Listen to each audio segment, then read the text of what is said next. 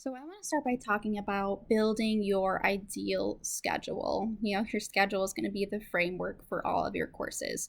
So, first and foremost, try and take classes that actually sound interesting to you and that involve skills that you already know you're good at.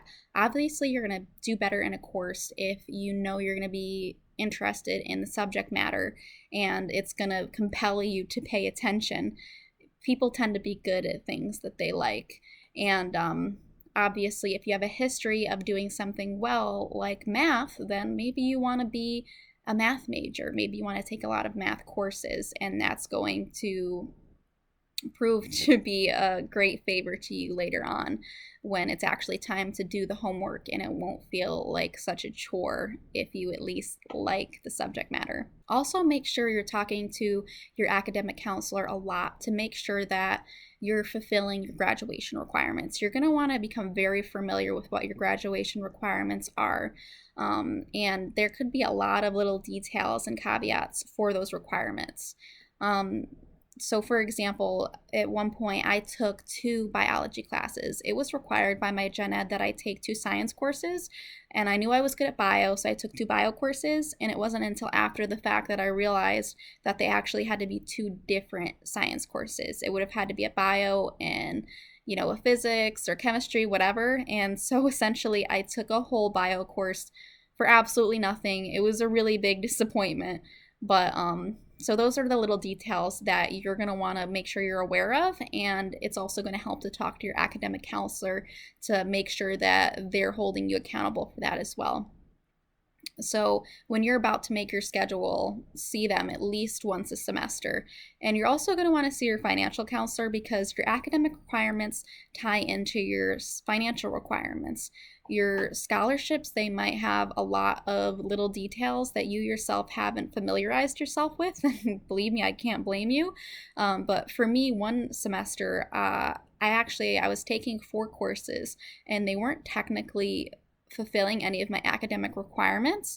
That didn't really make sense because you need X amount of graduation hours or X amount of academic hours in order to graduate.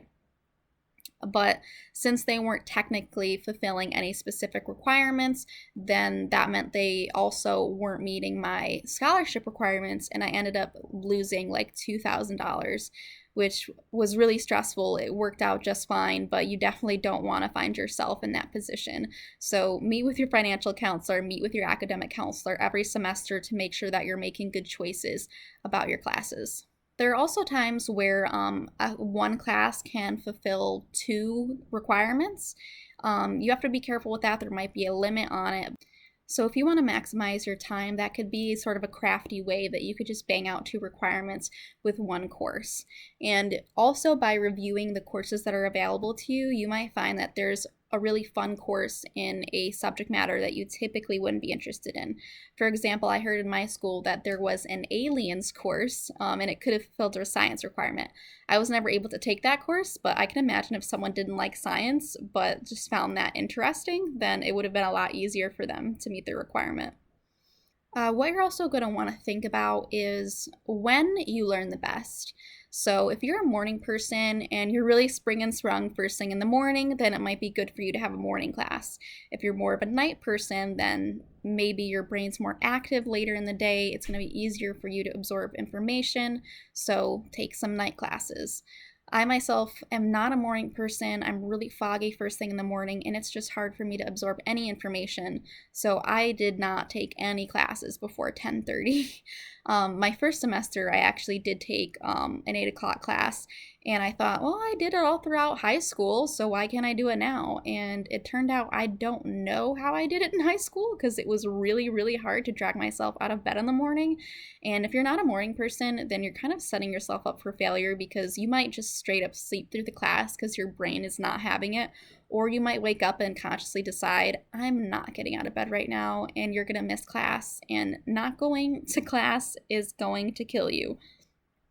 Also, what's really important is not just when you learn, but kind of your stamina, I guess you could say. So what I would do is I would have maybe like an 11 o'clock to 3 o'clock window when I wanted to learn, and I would take my courses back to back because I just wanted to get it over with, and I would basically give myself 10 minutes in between each class to get from point A to point B, bang out the classes, and go back to my dorm room.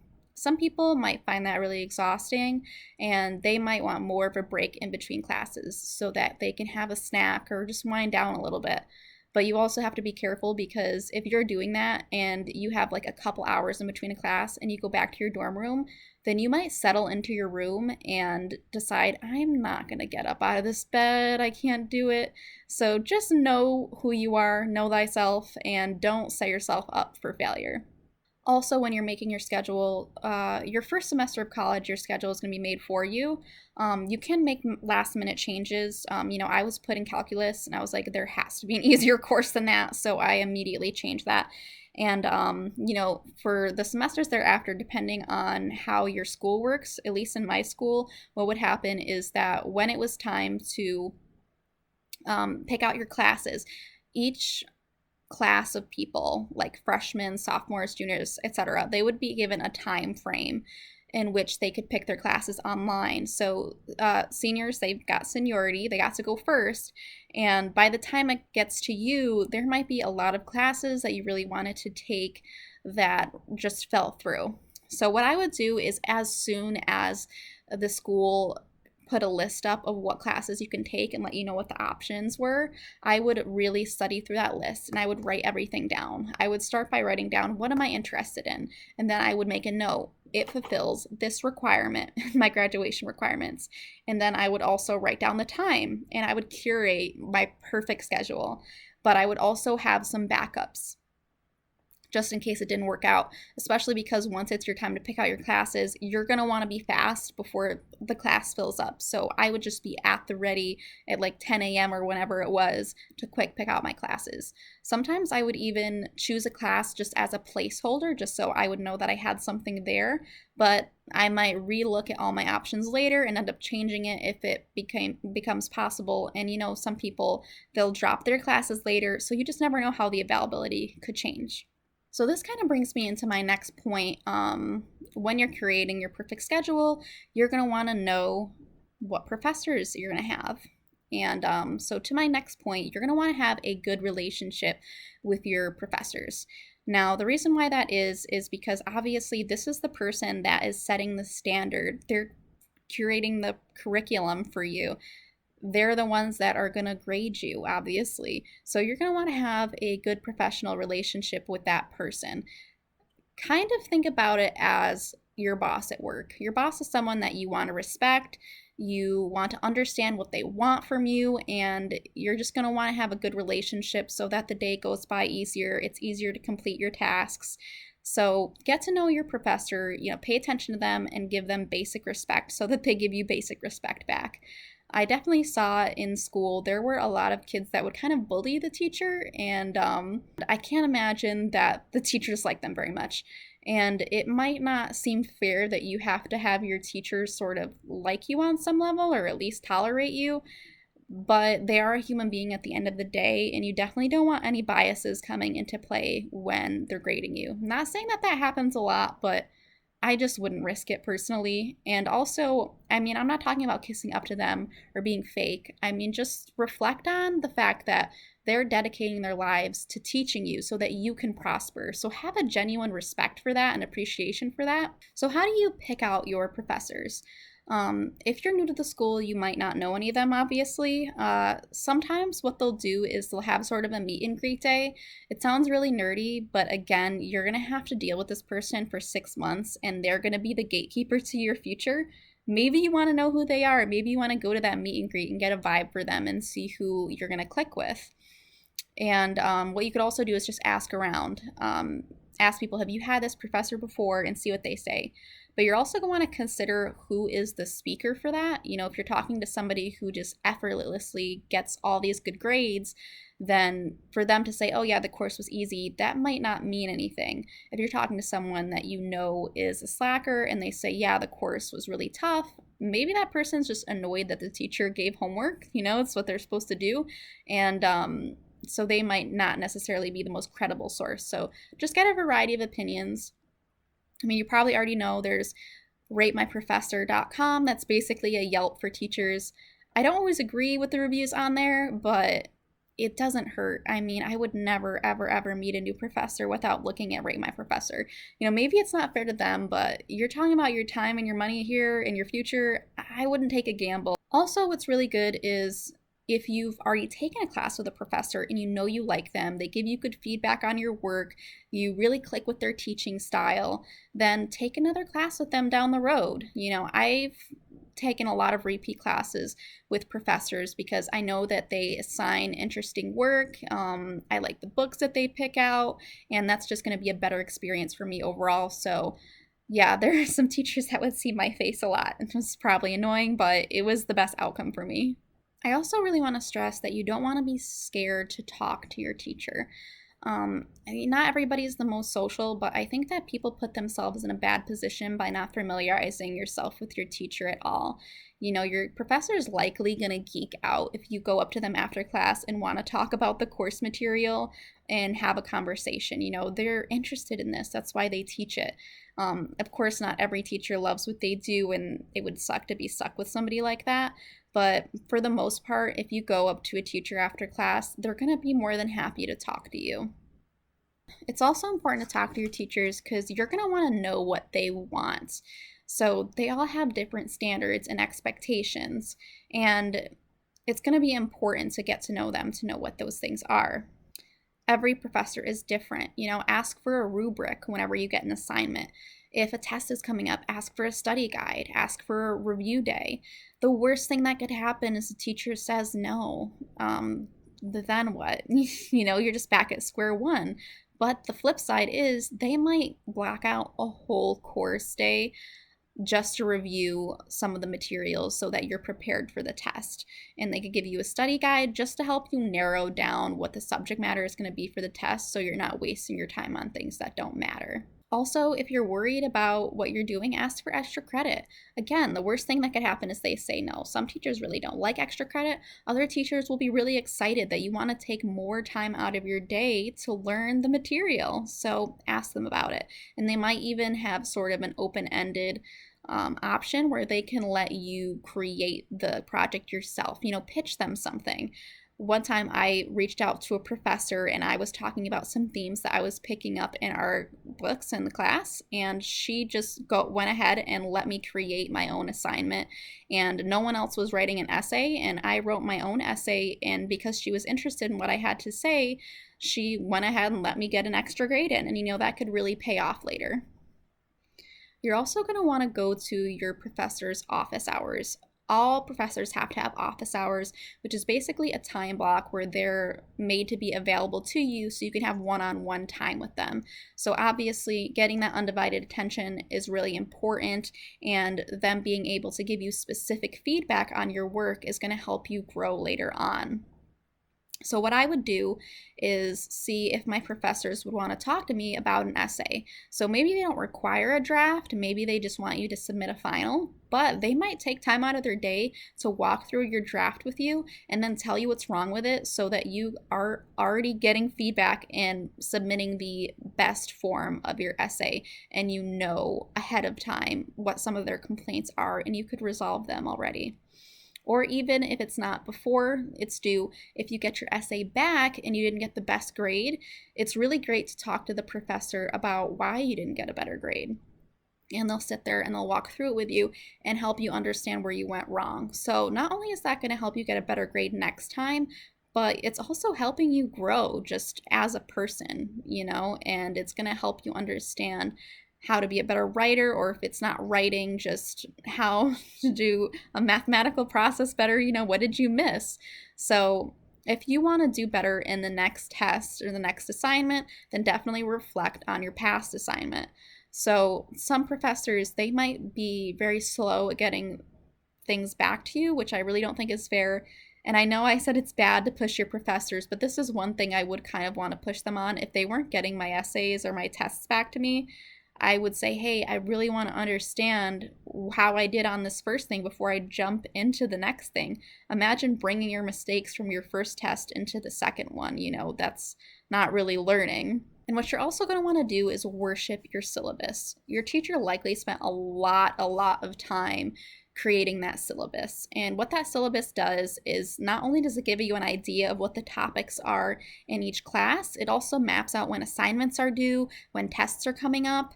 And what's really important about that is they likely will also break down for you what each assignment is worth. So imagine you are really overwhelmed and you decide, I'm just not going to do an essay. I've been doing good on all my quizzes.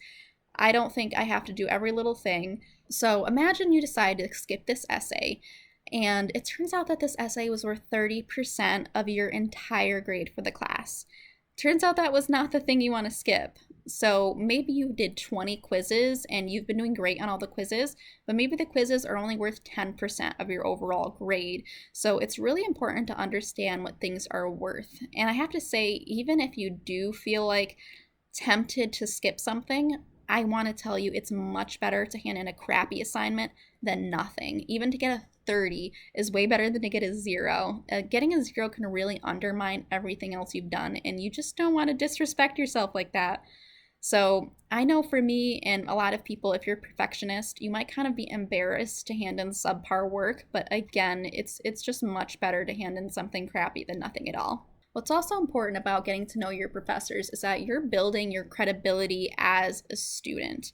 And to some people, it might not seem fair, but I don't think it's crazy for a professor to be more likely to trust you as a student if they've actually gotten to know you and you've shown interest in them and their coursework. So part of what this can do for you is you're going to have a reference down the road for a scholarship, for a job. I mean, you go to school for 4 years or however many years, you pay all this money, the least you can do is get a good reference out of it that's going to help you with your career.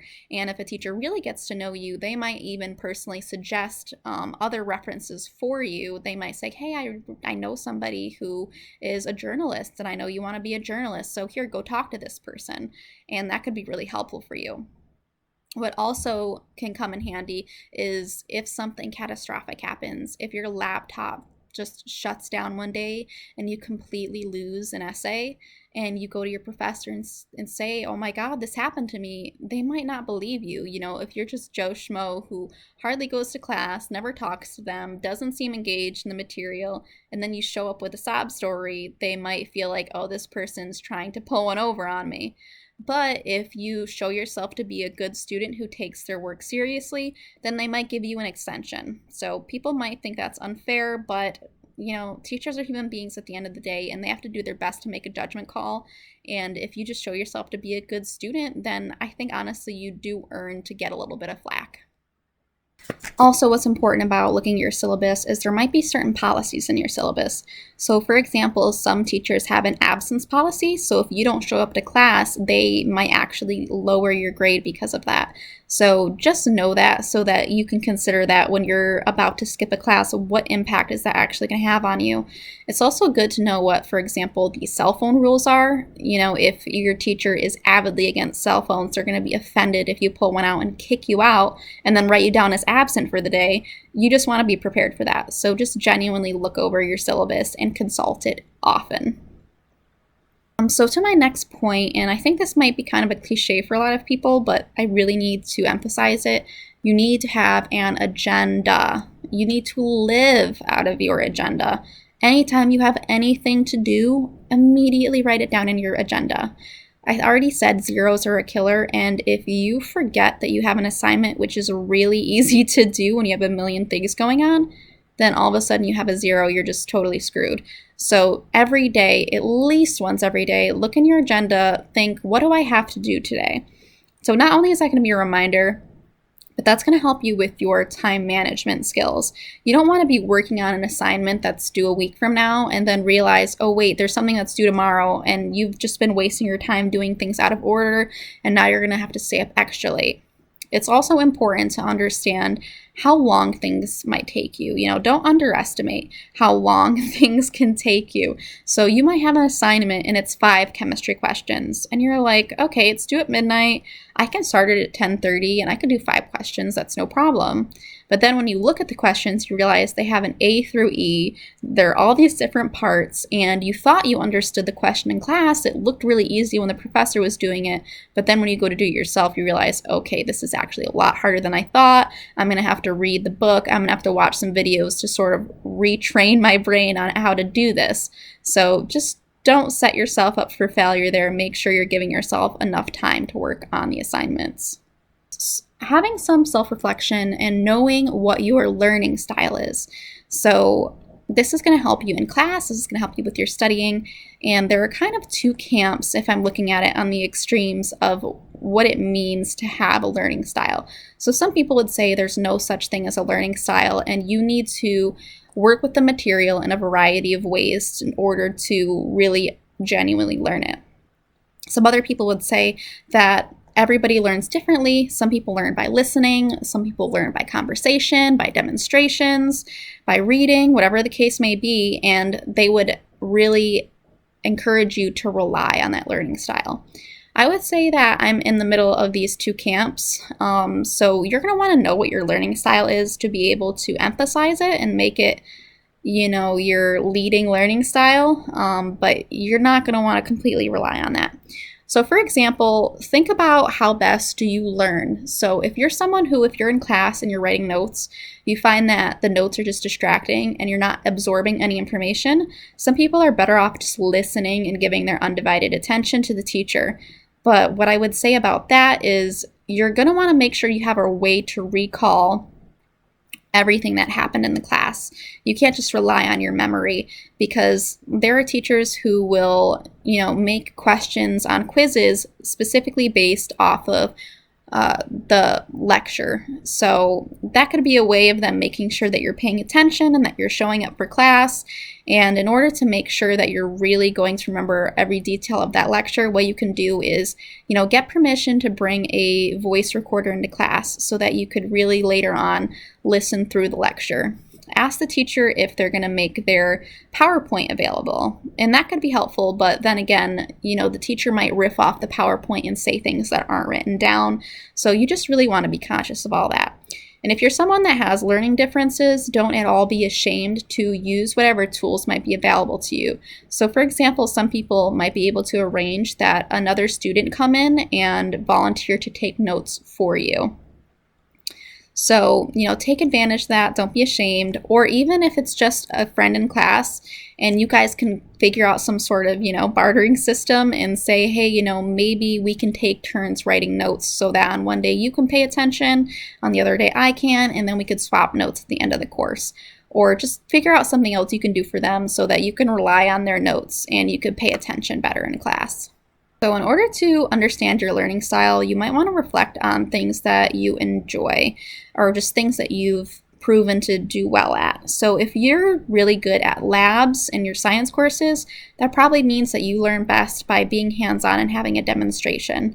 If you listen to podcasts, if you really like them, then that probably means you're a really good listener. If you're someone that likes to write, then obviously it helps to write things out. And if you're someone that likes to maybe watch a lot of TV, maybe demonstrations are what really get the information through to you.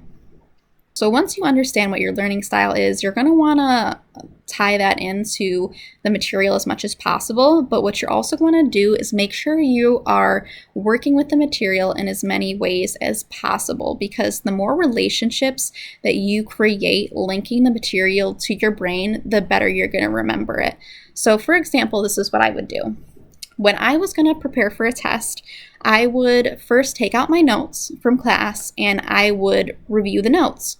So obviously I'm reading, and that's a way that I'm engaging with the material, but then I would rewrite my notes. So writing in itself is a way to help your memory.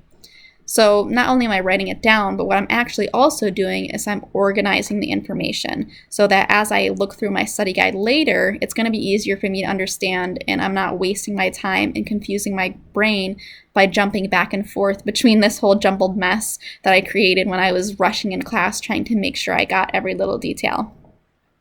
So what I would do after I read the notes, rewrite them, I would also read them out loud. Once they were all organized, I would read them out loud. So being able to say it out loud, it's sort of bringing another level of comprehension to the material. And not only are you speaking, you're also kind of listening to yourself saying it. And when I was reading it out loud, I would get a recorder out and I would record myself saying the study guide. So it's really cringy to listen to yourself reading your notes, but you're really going to make the most out of your time by doing that. So when I would be able to listen back to myself reading my notes, I could do that, while I'm in the shower or doing my makeup or whatever. So basically, when you would have what you would consider downtime, you can also get a little bit of extra studying in. And you may not even be giving it 100% of your attention, but you're just conditioning your brain to remember that information. It's also good to color code your notes. So obviously, a color doesn't mean anything in and of itself, but if you have categories in your notes and you color code them, then it's going to help with your recall later on. So for example, if you're studying the DNA replication process and you have all of these different steps, you have transcription, translation, replication. It's been a while, I don't remember the actual order, and you're seeing what those actual definitions and processes are, and you're color coding them by the process. Then when you are sitting at your test and you see a description, you see a definition, and it says the multiple choice answers. Is this replication? Is it translation? Is it transcription? And you think, okay, I know this process and I remember it being pink when I was looking at it. And I know that pink means translation. So that must be the answer. So it's just another way to sort of have a fail-safe in case your brain is kind of, failing you, and maybe pink, knowing something is pink isn't the best way to retain knowledge in the long run, but just to come in clutch when you're on the test. So with all this information, you're going to want to find a way to condense it onto a note card, do flashcards. What's important about flashcards is you're pushing yourself to actually genuinely recall the information. When you're looking at a study guide, you're thinking, yeah, I know this. I've been looking at it all day. Got it. And then when you put your study guide down and actually have to genuinely remember it without any prompts, you might realize, oh, I don't know this as well as I thought I did. So if you get a friend to quiz you, not only are you performing recall, but you're also having a conversation with someone about it, which could really help you remember the material. So a good way to make a flashcard is not just have a word and a definition on it. You're also going to want to have a paraphrase. So by paraphrasing the definition, you're showing a genuine comprehension of what that thing is. Being able to spit out some words doesn't mean that you actually know what it is. What's really helpful also, again, with the color coding the flashcards, and also you could use the word in a sentence so you understand what context it's in, and you could also put a little picture on the flashcard, something that's going to represent that process or that word. So again, when you're taking the test and it's asking you a question, a picture pops up in your mind, and that helps you create the relationship or remember the relationship to the definition and help you get the answer to the question. What you're also going to want to do is not just rely on your notes, but you're going to want to refer back to your essays or books that you've had throughout the course. It would be awesome if you could find a great YouTuber on the subject so that you can have more opportunities to see demonstrations, hear someone talk about the material, maybe explain it in a different way from your professor. And what I would always do is, because obviously you're not going to sit down and reread a whole book before a test, but you're going to want to basically read a summary. So what's interesting is you could read a whole book, and when someone asks you to summarize it, that might be kind of hard because you're having to fish through all of that information and find a theme and basically dumb it down to a basic timeline or something. So if you read a summary from online, that can help bring another understanding to the book. You can also reflect on some of the themes. So what's great about knowing the themes is that's sort of bringing a level of analysis to the book. It's really good to read character lists. I could read a whole book and not know anybody's name. So it's good to remember the characters and kind of in your mind have a timeline for each character as an independent person. It sucks if you really do take the time to read a whole book and then there's a question of what character did this? And you're like, I don't know. I actually don't know. So, by breaking up information into categories, it's just helping you understand the material in a different way. What's also going to really impress the professor is if you do some extra research outside of class. If you read an essay or, watch a video or just do something that brings some new information that's related to the topic but wasn't spoon-fed to you by the class material. So if you have to do a short response or something in class and you bring in a quote from somebody in the field that wasn't mentioned in class, a date in an event, something very specific, just so you can have a little pizzazz. You don't have to remember a million specific things, but if you sit down and you memorize, a couple quotes, a couple dates, then that's just gonna bring another level to your essay or your short response question or whatever it may be. Another thing that is really helpful when you're studying is reviewing old tests. So this speaks back to knowing your professor. So your professor has a way of picking out tests. So for example, when I was in high school and I was in chemistry class, I noticed that my professor would always pick out questions from quizzes that were in the back of the chapters in the book. And she would always pick out the questions from the odd questions, the odd numbered questions. So what I would do is before every quiz, I would go to that quiz, that practice quiz in the back of the chapter. I would study all of the odd numbers and I would just basically sit there, write out, show my work, get the answer, make sure I've got it all down. And to be honest, sometimes I would take that quiz and I would just be regurgitating information with no genuine understanding of what it was. But if it's one of those things where it's not going to be relevant to your career, it's just an annoying gen ed course, but you still want to get a good grade, then, regurgitate some information. It can also help to create acronyms or just clever sayings or songs to be able to remember the material. So for example, if your teacher wants you to remember some sort of process and the process has 5 steps, so you have 5 words that you have to remember. So first of all, you've already gone out of your way to understand that there are 5 steps. Instead of just individually studying each one, now when you go to take the test, you remind yourself, okay, I have to remember 5 things. If you didn't take the time to acknowledge that, you might write down 4 things and think, oh, okay, I remembered all of it. But if you know in your head there's 5, then you'll take a moment and say, wait, I'm missing something. And if you create an acronym out of each of the words that represent the 5 processes, then that could kind of prompt you to remember the full word. So for example, if the 5 steps, if each word starts with like S-T-A-G-S,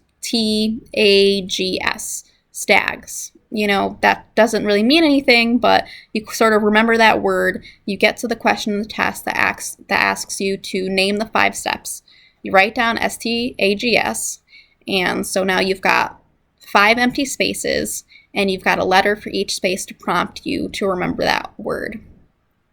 And it's also helpful, I had an Italian teacher, for example, who would always turn everything into a song, and it was goofy, but it worked. So till this day, I will always remember the Italian prepositions. She would go, dia da inconsu per trapa.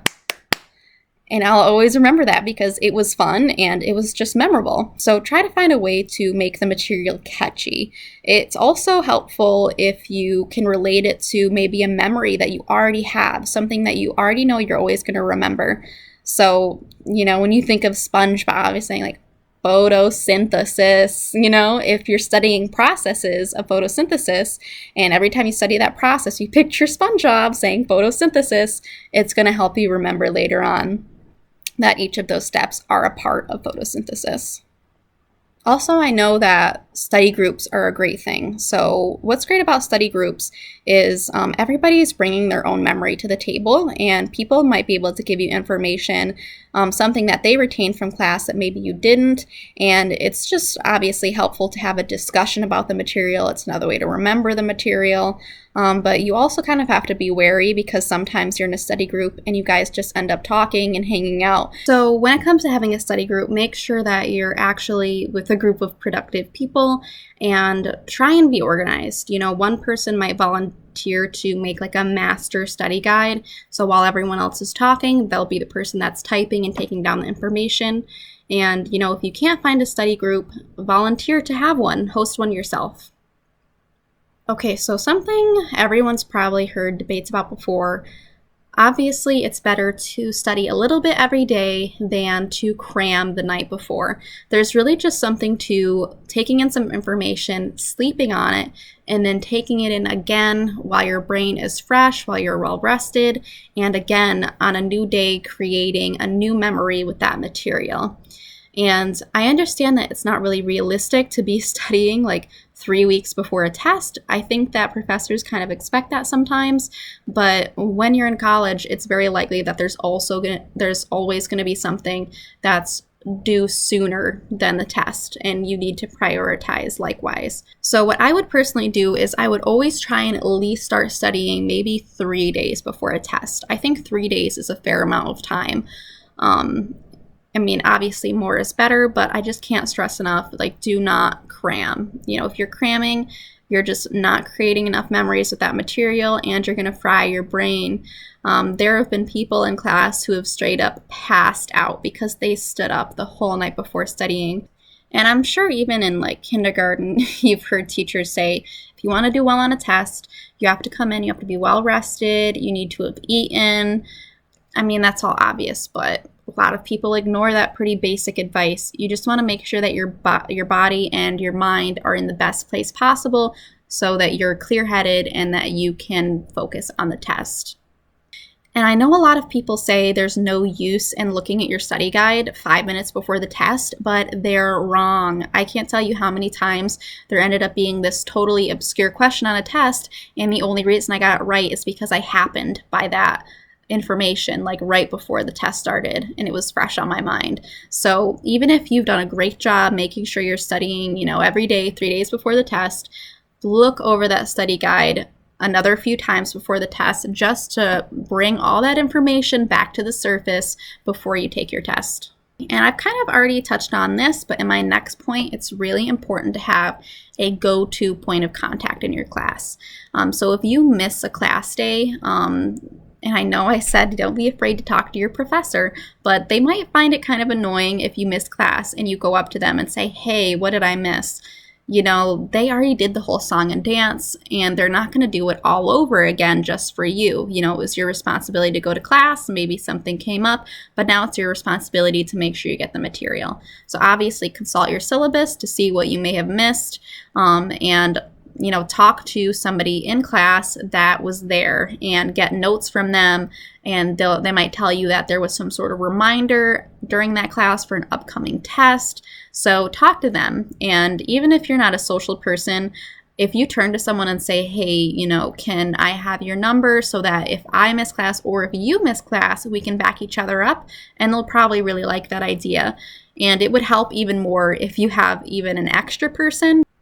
It could happen by coincidence that both of you missed the same class date, and now you're turning to each other for a fail-safe, and you guys can't help each other out. So it could help to get a little familiar with your peers in class. So what's probably not talked about enough is that you need to make sure you're maintaining some sort of balance and wellness throughout the school year.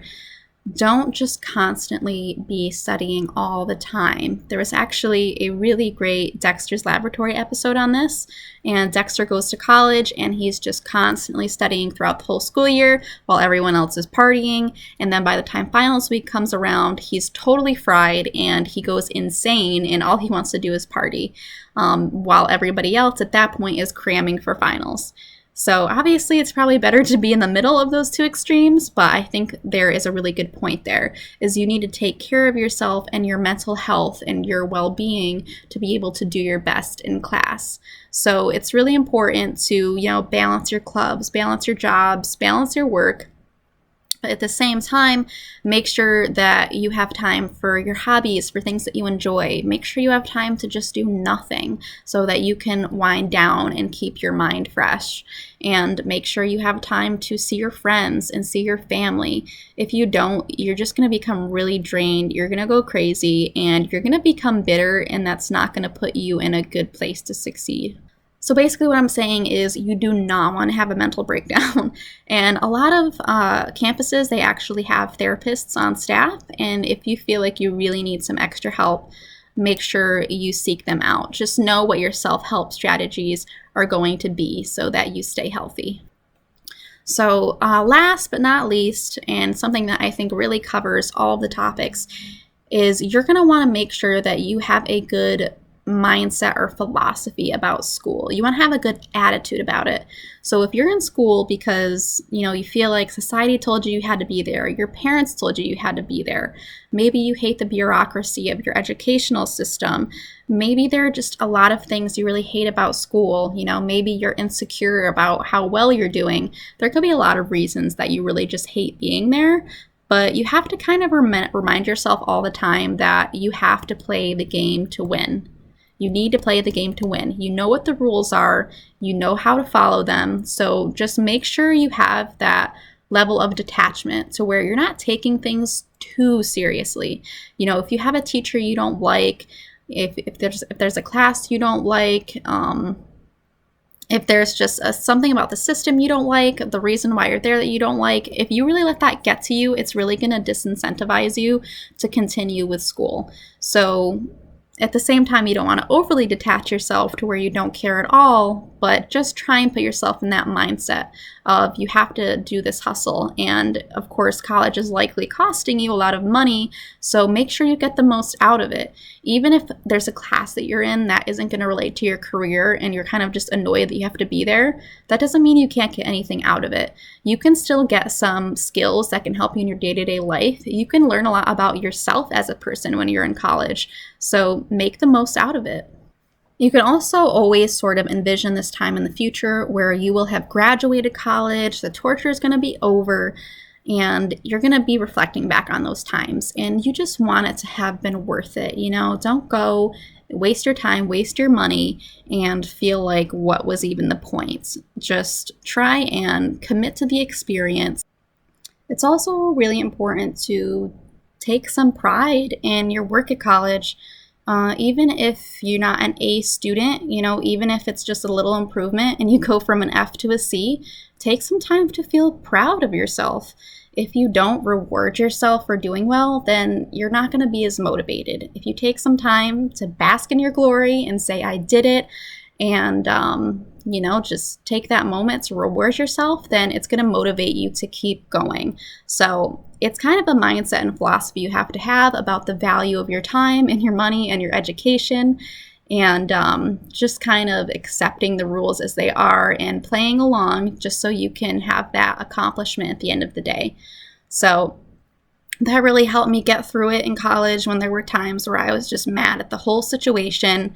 And I would say, you know what, there's going to be another side to this. This is just how it has to be. And I'm going to play this system. I'm going to be good at it. And I'm going to be proud of myself at the end of it. So that's how I got through college. And I think it worked out really well for me. And I hope you got a lot out of all of my tips. And good luck.